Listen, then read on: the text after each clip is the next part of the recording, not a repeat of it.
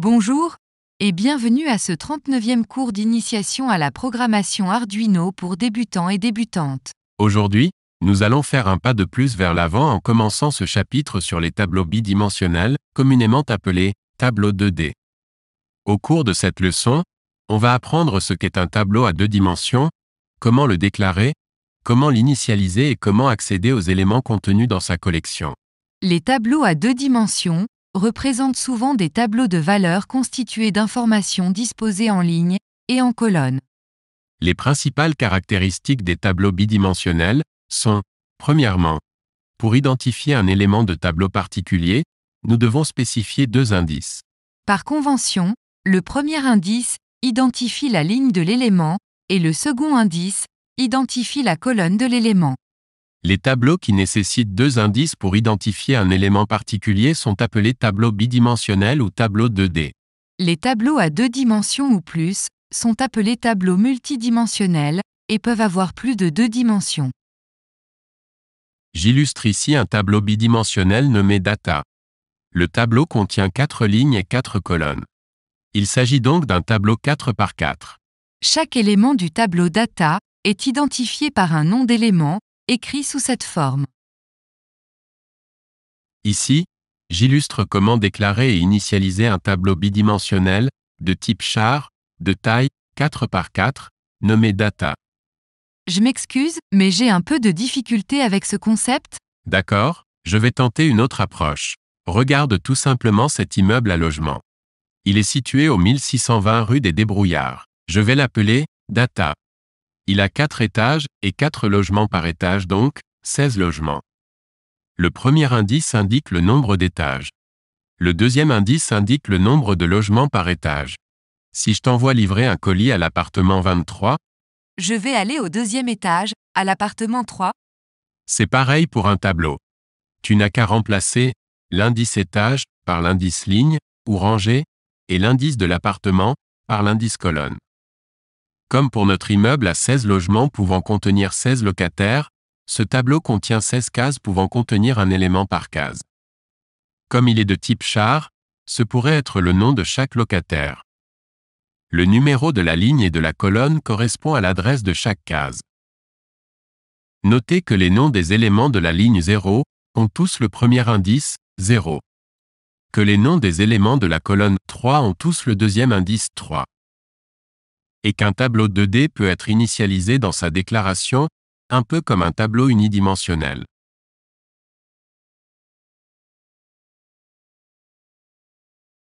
Ici, j'illustre comment initialiser un tableau bidimensionnel de type char 4 par 4 nommé data.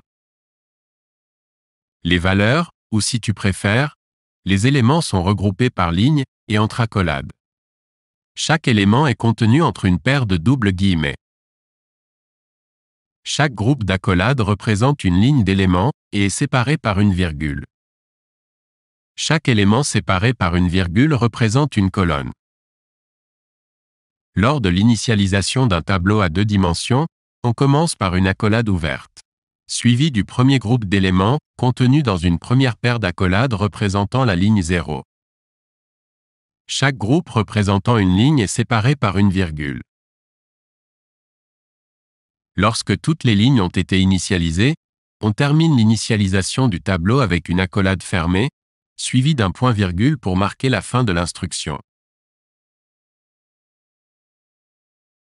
La même méthode est utilisée pour créer cette fois ce tableau bidimensionnel de type char 10 par 4 que j'ai nommé tableau A et qui contient 10 lignes et 4 colonnes, donc capable de contenir une collection de 40 éléments. Comparativement au tableau précédent, le tableau data contenait des nombres entiers pour définir le nombre de lignes et de colonnes. Ici, j'illustre que l'on peut remplacer ces nombres entiers par des noms de variables. Par contre, on a des règles à suivre. J'ai déclaré 2 constantes de type byte, la première nommée ligne pour le premier indice et la seconde nommée colonne pour le deuxième indice. Aussi, j'ai initialisé le premier indice à une valeur de 10 lignes et le deuxième indice à une valeur de 4 colonnes. Chaque élément sera mémorisé dans chaque case de ce tableau. Comme il est de type char, chaque élément devra être du même type, c'est-à-dire un ou des caractères ou une chaîne de caractères formant un mot ou une phrase, c'est le programmeur qui décide de l'emplacement et du contenu de chaque case du tableau.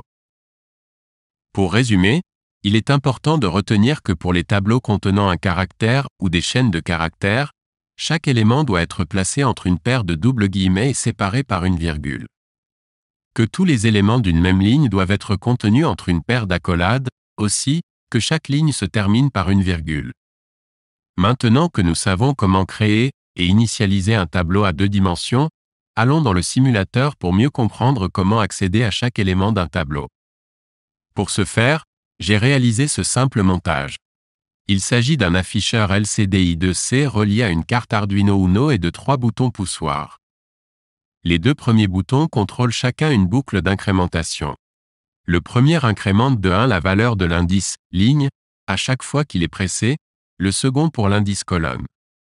Le troisième bouton sert à réinitialiser les 2 indices à leur valeur par défaut, qui est égale à 0. La première ligne de l'écran LCD affichera l'instruction utilisée pour identifier le nom du tableau et la valeur des 2 indices. La seconde ligne de l'écran affichera l'élément contenu selon la valeur des 2 indices.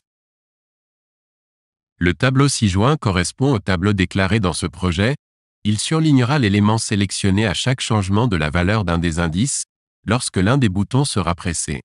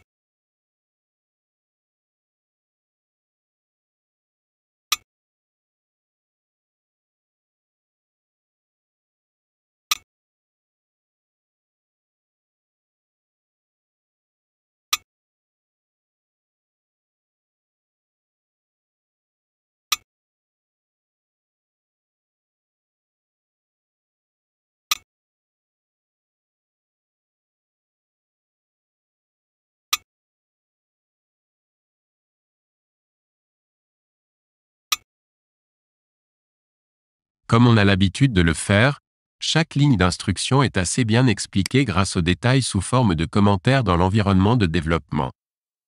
Comme chacune de ces instructions est du déjà vu, on ne va pas entrer dans plus d'explications juste pour prolonger ce cours qui, d'après moi, devrait avoir supprimé toute zone d'ombre concernant les tableaux informatiques, qu'ils soient linéaires ou multidimensionnels. Aussi, j'ai placé un lien dans la description au bas de cette vidéo qui te permettra de télécharger ce projet si tu as envie de t'amuser à l'explorer plus en profondeur. Si tu as aimé cette leçon, c'est-à-dire si son contenu t'a été utile pour bien comprendre le sujet, clique sur j'aime. Si tu as encore des zones floues concernant les tableaux, n'hésite pas à poser des questions par le biais des commentaires. Avec tout ce que l'on a vu au cours des 2 dernières leçons, il nous sera plus facile d'explorer plus en détail la prochaine leçon, qui utilise différents types de tableaux pour la gestion multi-usagers, du style liste de clients ayant un accès sécurisé à son casier, chacun protégé par son mot de passe personnel. Merci de votre attention, et à très bientôt.